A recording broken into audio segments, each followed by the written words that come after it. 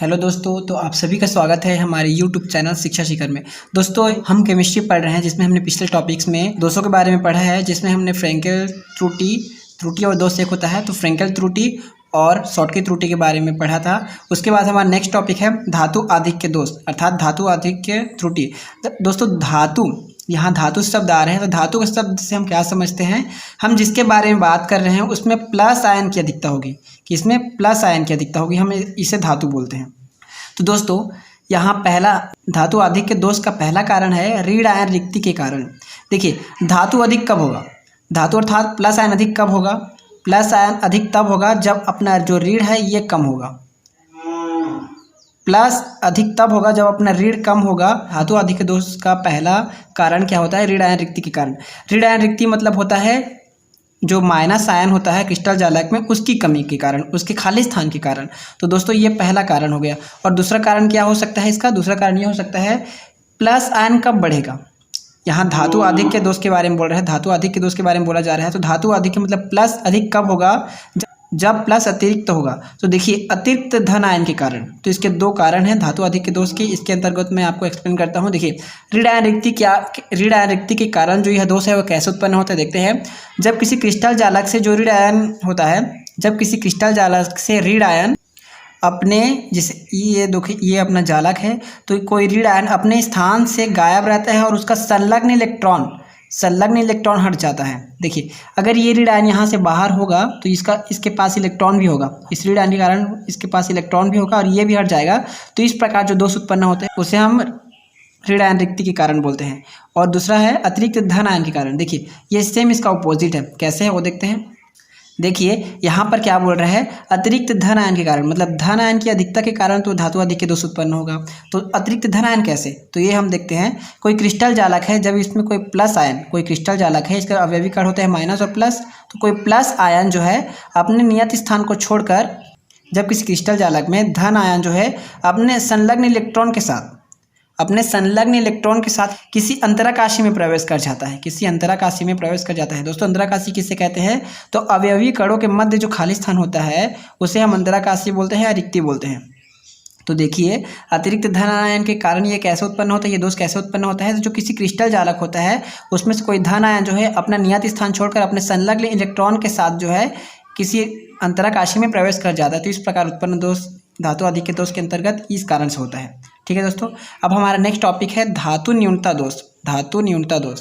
देखिए, धातु न्यूनता अर्थात प्लस आयन की कमी। देखिए, यहाँ न्यूनता बोल रहे हैं मतलब कमी बोल रहे हैं, धातु मतलब प्लस, तो प्लस की कमी के कारण जो दोष उत्पन्न होता है उसे हम बोलते हैं धातु न्यूनता दोष। तो यह किस प्रकार से उत्पन्न होगा, इसका कारण क्या होगा, तो ये हम देखते हैं। ये भी दो कारणों से उत्पन्न होगा। धातु अर्थात प्लस आयन की कमी कब होगी, जब प्लस आयन रिक्ति होगी, अर्थात जो प्लस आयन जो जगह होता है ये खाली होगा, तब इसकी कमी होगी। ये कारण हो गया। तो हम इसे कैसे लिख सकते हैं, हम इसे लिख सकते हैं धन आयन रिक्ति के कारण। अब ये कैसे होता है ये समझते हैं हम। ये हमारा है क्रिस्टल जालक, जब इस क्रिस्टल जालक में प्लस आयन की कमी हो जाएगी, प्लस आयन की क्या हो जाएगी, कमी हो जाएगी, तब धनायन रिक्ति कारण जो ये दोष उत्पन्न होगा। कैसे उत्पन्न होगा, देखिए, ये अपना क्रिस्टल जालक है, इसमें माइनस और प्लस आयन होते हैं। तो इस क्रिस्टल जालक में जब प्लस आयन अर्थात जो धन आयन है वो निकल जाएगा या उसकी कमी हो जाएगी, तब क्या होगा, तब जो है धातु न्यूनता दोष, मतलब कि प्लस आयन की कमी वाला दोष उत्पन्न होगा। क्योंकि प्लस आयन ही निकल रहा है तो इसी की कमी वाला दोष उत्पन्न होगा।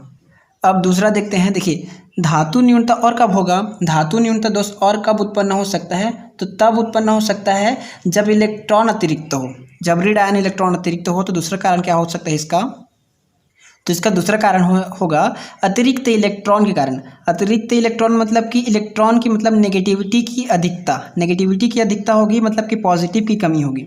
और यहाँ क्या बोला जा रहा है, देखिए, धातु न्यूनता मतलब धातु की कमी मतलब नेगेटिव की अधिकता, धातु मतलब प्लस और नेगेटिव मतलब ऋणात्मक। तो जैसे धातु की न्यूनता अर्थात धातु की कमी होगी तो इलेक्ट्रॉन की अधिकता होगी, या इसका ऑपोजिट हमने ऊपर में पढ़ा था। तो देखिए, अतिरिक्त इलेक्ट्रॉन के कारण। अब मान लेते हैं हमारे पास एक क्रिस्टल जालक है, तो देखिए ये अपना एक क्रिस्टल जालक है। जब इसमें से कोई ऋण आयन जो है अपना नियत स्थान छोड़कर अपने संलग्न इलेक्ट्रॉन के साथ अंतराकाशी में चले जाते हैं, अपने अंतराकाशी में चले जाते हैं। तो इस प्रकार अतिरिक्त इलेक्ट्रॉन के कारण ये दोष उत्पन्न होता है। ठीक है, तो ये दो कारण हो गए। अब हमारा नेक्स्ट टॉपिक है एफ केंद्र। दोस्तों ये छोटा सा टॉपिक है लेकिन इम्पॉर्टेंट है, आप इसे अच्छे से ध्यान दीजिएगा। तो एफ केंद्र क्या होता है ये हम समझते हैं। तो एफ केंद्र क्या होता है? एफ केंद्र होता है अयुग्मित इलेक्ट्रॉनों द्वारा भरी गई ऋणायनिक रिक्ति। अयुग्मित इलेक्ट्रॉनों द्वारा भरी गई ऋणायनिक रिक्ति को एफ केंद्र कहते हैं। अयुग्मित इलेक्ट्रॉन क्या होता है? जो सिंगल हो, सिंगल इस प्रकार हो। आप आगे कक्षाओं में पढ़ेंगे युग्मित इलेक्ट्रॉन किसे बोलते हैं, या 11वीं में भी आपने पढ़ रखा होगा।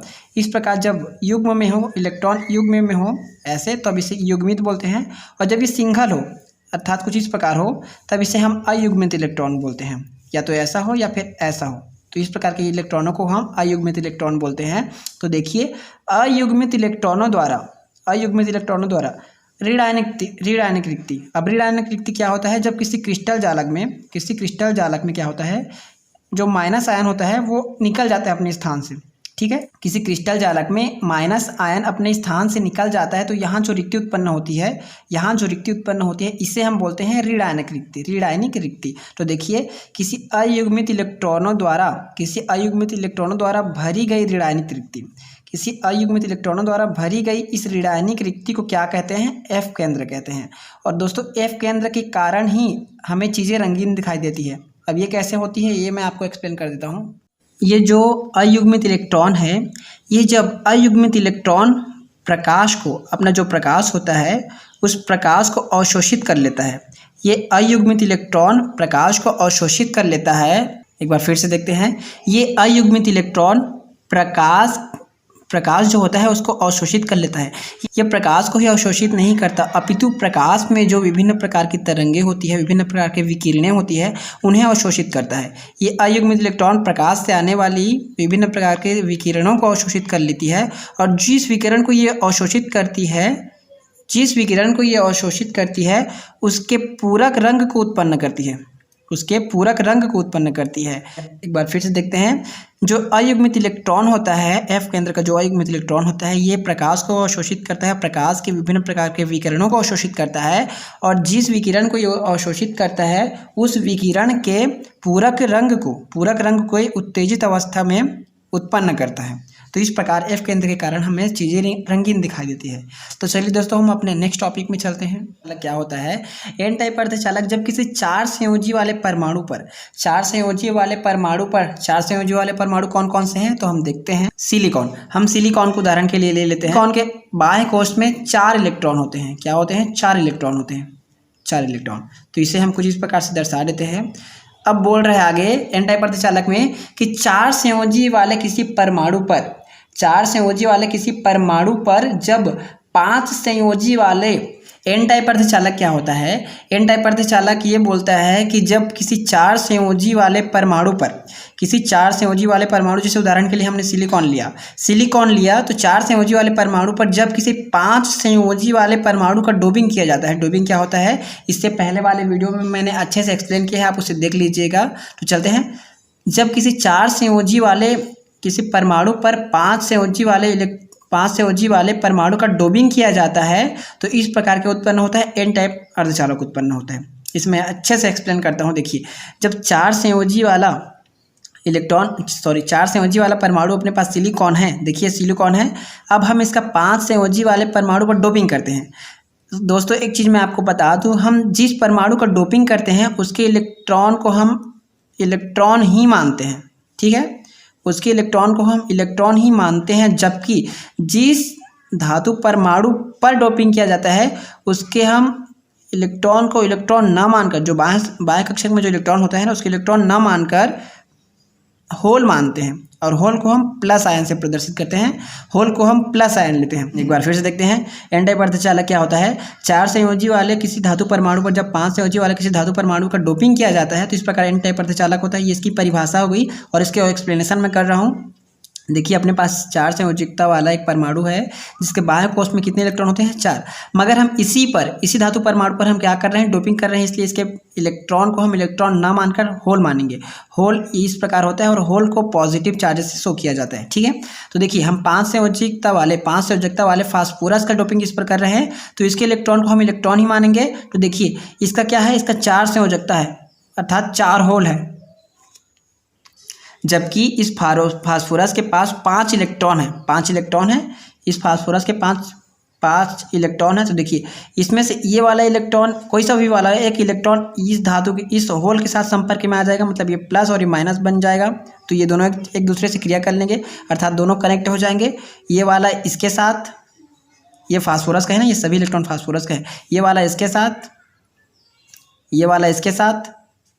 अब क्या बचा, एक इलेक्ट्रॉन एक्स्ट्रा बच गया जो किसी के साथ क्रिया नहीं कर सकता, अर्थात इसके लिए कोई होल नहीं बचा है। क्या एक्स्ट्रा बचा, इलेक्ट्रॉन। क्या बचा, इलेक्ट्रॉन। इलेक्ट्रॉन्स को किससे शो करते हैं, इलेक्ट्रॉन को हम माइनस से शो करते हैं। माइनस क्या है, माइनस को इंग्लिश में क्या बोलते हैं, नेगेटिव। नेगेटिव का पहला अक्षर क्या है, नेगेटिव का पहला अक्षर है एन, इसीलिए इसे बोलते हैं एन टाइप अर्धचालक। ठीक है, तो एक बार फिर से देखते हैं हम लोग। जब किसी 4 संयोजी वाले धातु परमाणु पर 5 संयोजी वाले धातु परमाणु का डोपिंग किया जाता है, तब एन टाइप का अर्धचालक उत्पन्न होता है और एन टाइप का अर्धचालक बनता है। ये कैसे बनता है, देखिए जो धातु परमाणु पर डोपिंग किया जा रहा है उसके बाह्य कक्षक में जो इलेक्ट्रॉन होते हैं उस इलेक्ट्रॉन न मानकर हम क्या मानते हैं, होल मानते हैं। और जिस परमाणु का डोपिंग किया जाता है उस परमाणु के इलेक्ट्रॉन को हम इलेक्ट्रॉन ही मानते हैं। तो देखिए इसके पास 4 होल हैं, जबकि इसके पास क्या है, 5 इलेक्ट्रॉन है। तो 5 में से 4 तो इस होल के साथ क्रिया कर लेंगे क्योंकि इसके पास 4 होल है, जबकि एक इलेक्ट्रॉन एक्स्ट्रा बच जा रहा है। अधिकता किसकी है, एक इलेक्ट्रॉन की है। क्या बच रहा है, मतलब एक इलेक्ट्रॉन बच रहा है। इलेक्ट्रॉन को नेगेटिव से शो करते हैं इसलिए इसे, और नेगेटिव को पहला अक्षर होता है एन, इसीलिए बोलते हैं इसे एन टाइप अर्धचालक। ठीक है, तो ये हो गया एन टाइप अर्धचालक। अब हम देखते हैं पी टाइप अर्धचालक। दोस्तों पी टाइप अर्धचालक भी सेम इसी तरह है, बस थोड़ा सा अंतर है। देखिए और एकदम इजी है ना, ये टॉपिक बहुत ही ज़्यादा इजी है। मैंने इसमें यहाँ क्या माना था, जब 4 संयोजकता वाले परमाणु पर 5 संयोजकता वाले किसी परमाणु का डोपिंग किया जाता है तब एक इलेक्ट्रॉन एक्स्ट्रा हो जाता है, उस इलेक्ट्रॉन के कारण इसकी अर्धचालकता बढ़ जाती है और इस प्रकार इसकी अर्धचालकता को क्या बोलते हैं, एन टाइप का अर्धचालक। अब इसी में हम देखिए इसी का देखिए 4 संयोजकता वाले किसी परमाणु पर, किसी धातु परमाणु पर जिसके पास अंतिम कोश में इलेक्ट्रॉन होते हैं, मगर हम यहाँ इसको होल लेकर चल रहे हैं, तो देखिए इसके पास क्या होते हैं, 4 होल होते हैं। ठीक है, और अब हम इसी में 5 संयोजकता वाले परमाणु का डोपिंग ना करके 3 संयोजकता वाला करते हैं। एक बार और अच्छे से देखिए, यहाँ पर हमने 5 वाला किया था, 5 संयोजकता वाले परमाणु को डोपिंग किया था, लेकिन यहाँ पर हम 3 संयोजकता वाले परमाणु को जब डोपिंग करेंगे तो क्या होगा, 3 संयोजकता वाले के परमाणु को डोपिंग करके मान लीजिए कि एल्यूमिनियम का हमने किया। एल्यूमिनियम के अंतिम कोश में 3 इलेक्ट्रॉन होते हैं, आपको सभी को पता है 3 इलेक्ट्रॉन होते हैं एल्यूमिनियम के अंतिम कोश में।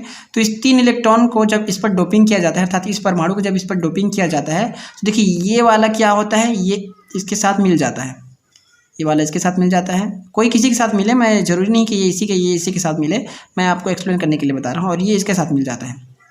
तो देखिए ये तो मिल गए, मगर बच क्या गया, एक होल बच गया और इसी होल के कारण इसकी अर्धचालकता बढ़ जाती है और यहाँ इस ऋणायन के कारण अर्धचालकता बढ़ जाती है, यहाँ होल के कारण। तो देखिए होल को हमने पहले ही बोला था कि हम इसे प्लस शो करते हैं। प्लस को क्या लिखते हैं, प्लस को लिखते हैं पॉजिटिव लिखते हैं। पॉजिटिव का पहला अक्षर क्या है, पी है, इसीलिए इसे बोलते हैं पी टाइप का अर्धचालक। ठीक है, एक बार और अच्छे से देख लीजिए। पी टाइप का अर्धचालक में 4 संयोजकता वाले किसी परमाणु पर जब 3 संयोजकता वाले किसी परमाणु को डोपिंग किया जाता है तब एक एक्स्ट्रा क्या बच जाता है, होल बच जाता है।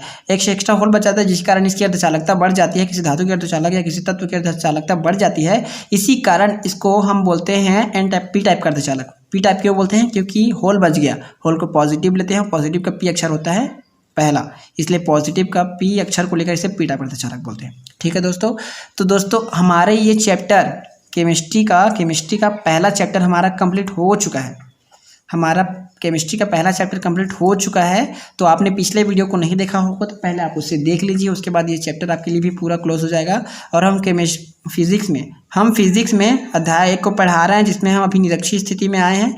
तो दोस्तों आज के लिए बस इतना ही। उम्मीद है आपको ये वीडियो अच्छी लगी होगी। तो ज़्यादा से ज़्यादा लोगों तक इसे शेयर कीजिए, कमेंट कीजिए और वीडियो अच्छी लगे तो लाइक कीजिए और चैनल पर नए होंगे तो सब्सक्राइब कर दीजिएगा। धन्यवाद।